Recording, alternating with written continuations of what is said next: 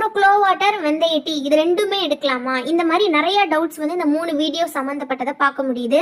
So இது 3ம் ஒன்றா எடுக்கலாமா, அண்டு எதை ஃபர்ஸ்ட் எடுக்கணும், எதை எடுக்கலாம், அதுக்கடுத்து எதை வந்து எம்டி ஸ்டொமக்கில் எடுக்கணும், இந்த மாதிரி விஷயங்கள் எல்லாமே இந்த வீடியோவில் நம்ம பார்க்க போகிறோம்.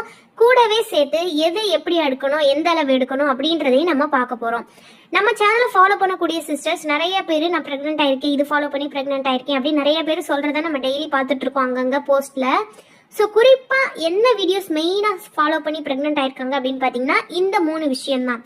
அதுவும் சீட் சைக்கிள் நிறைய பேருக்கு ஒர்க் அவுட் ஆயிருக்கு. ரெகுலர் பீரியட் இருக்கவங்க, இரெகுலர் பீரியட் இருக்கவங்க, பிசிஓடி ப்ராப்ளம் இருக்கவங்க, தைராய்டு ப்ராப்ளம் இருக்கவங்க, நிறைய பேர் ஐயுஐ பண்ணி எனக்கு ஃபெயிலியர் ஆயிடுச்சு, ஃபாலிகுலர் ஸ்டடி எனக்கு ஃபெயிலியர் ஆயிடுச்சுன்னு சொல்கிறவங்கலாம் நிறைய பேர் சீட் சைக்கிளிங் ஃபாலோ பண்ணி ப்ரெக்னென்ட் ஆயிருக்காங்க.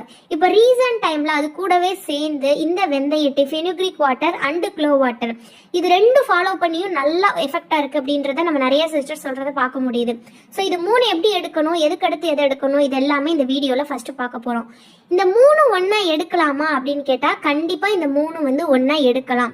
இந்த 3ஓட யூசஸும் வேறு வேறு.